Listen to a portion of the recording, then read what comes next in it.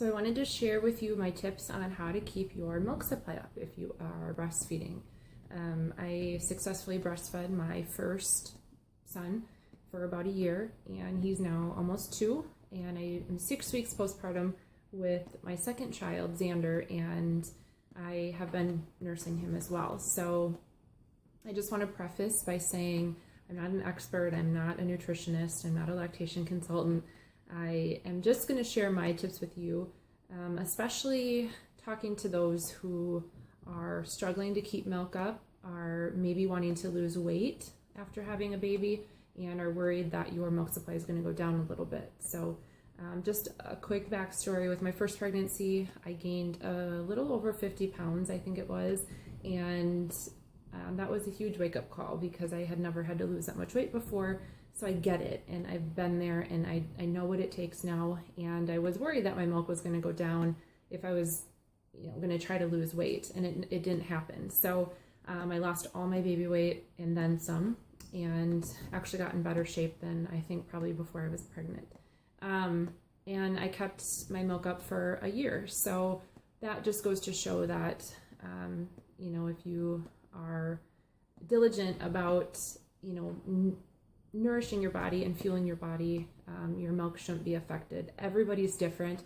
Everybody's milk supply is different. So if you're not making as much as you'd like, or you just feel like you're struggling and you're not sure if your baby's getting fed, my number one tip above all of this, if you take nothing from this video, take this one piece of advice. Try not to stress about producing and about feeding and about whether your baby's getting fed.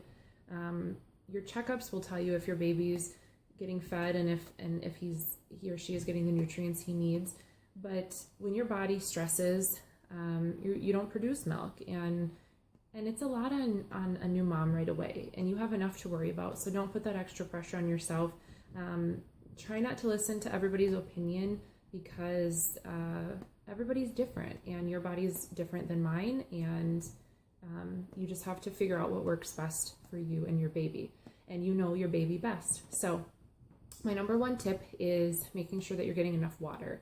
I aim for about 100 ounces a day. I try to keep a water bottle in every room that I nurse in, and I drink about 20 ounces around, give or take, with each feeding. So I try to do 100 a day. It's usually more, just because when I nurse, I get this intense feeling of thirst, and you're probably saying, yeah, I have that too, or I feel that too. It's kind of weird, but that's your body telling you that you need to drink water. Milk is made up of, the base is water, and so you got to replenish that and make sure that not only you are getting what you need throughout the day, but your baby's also getting that too, so that your milk stays up and your body is producing. Number 2, your calorie intake has got to be enough to fuel yourself from the calories that you just are naturally burning throughout the day, but also those additional calories for your baby.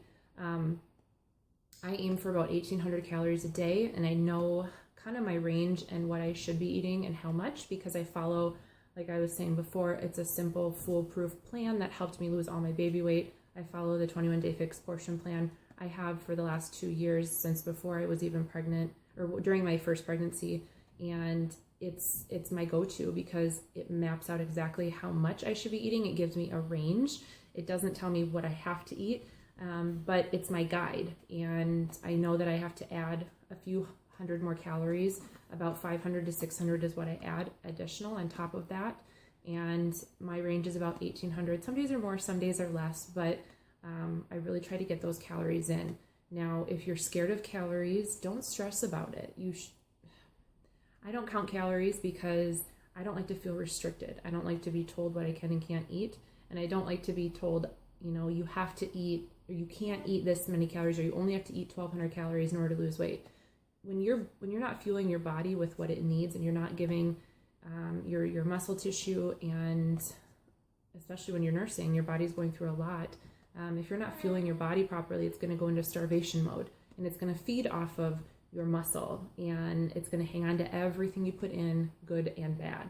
So making sure that you are keeping your calories up is actually going to help you lose weight in a range that is healthy for you and your body.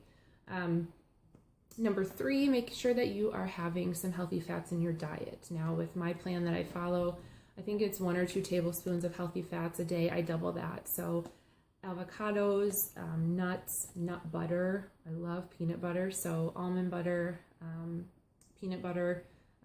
I also sometimes have an organic grass-fed butter that I have just on toast or sandwiches or whatever. Coconut oil you can use to cook with. Sometimes I put it right in my shake. But healthy fats are good for your body, and fat does not make you fat, as maybe you've been told. Junk food and processed food and sugar makes you fat. So, and your body just craves more of that stuff if you consume it. So, healthy fats are good. Making sure that you're having enough throughout the day. Again, I aim for about 3 to 4 tablespoons a day. Number 4. A few items that I do consume daily to try to help keep my milk up is mother's milk tea. I know just your local grocery store might have it. I just get an organic mother's milk tea. Try to have it maybe 1 or 2 times a day. Sometimes I don't have it at all. Sometimes I am really good and I have a few. Now, some people have said it doesn't really help me much. If I were just doing a test and drinking that only, probably wouldn't do a whole lot, but in combination with all the other things, I think that it helps keep my milk up. Brewer's yeast is another powder that you can add into baked goods. I sprinkle it on just about everything, and nutritional yeast as well, in combination with one of those 2. Salads, breakfast, sandwiches, pasta, anything. I put it on everything, and I just love it. You can get that at your local grocer as well. Number 5, if you're able to, if you're wanting to increase your milk and you want to get it up a little bit more, if you're able to nurse or pump a little bit more throughout the day, that stimulation is going to tell your body to make more, or that it's in need of more. And so if you can pump, a couple more times than you are, or you can nurse a couple more times than what you are, your baby might not be signaling that he or she is hungry, but if you can nurse a little bit more, your body is going to say, hey, I need to make a little bit more, because supply and demand, right? That's how our bodies know how much to make and when to make it.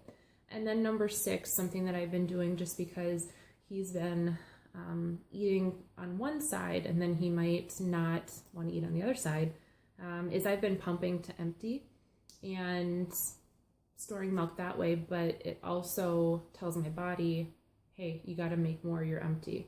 And that's just something that I think has really helped in the last couple of weeks, because that's what he's been doing lately. And so that, again, that stimulation, that sucking, the pumping is going to tell your body make more. So those are just my 6 tips. You might have some other great ideas. I'd love to hear them. And remember, everybody's different, so don't get down on yourself. Don't stress about it. Try some different things, and good luck.